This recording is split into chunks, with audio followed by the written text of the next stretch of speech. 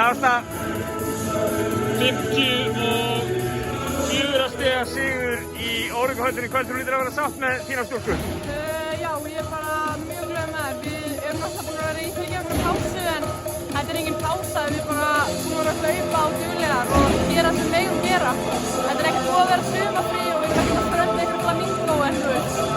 Hvernig hefur verið að halda móral í svona bara skrýtnum æfingum eins og hefur kannski verið? Við erum bara ótrúlega flottar. Við erum bara duglegar að lyfta og uppsæðir hlaupa og bara mjög góð stemming og bara ótrúlega gert. Að koma svona sterkt inn í þennan leik, við erum með 26 stiga forystu strax eftir fyrsta leikluta.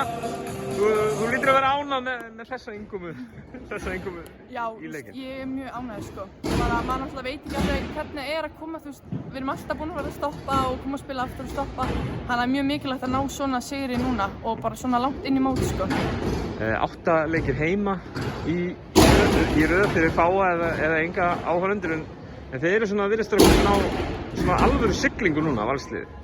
Já, mér finnst það bara flottar, þú veist, góð stemming í hópnum og svona, ég vona bara að halda mig sáfram.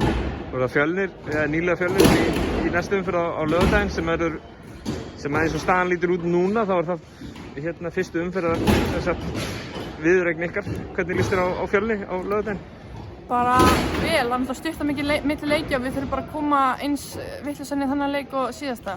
Já, frábært. Takk fyrir. Takk.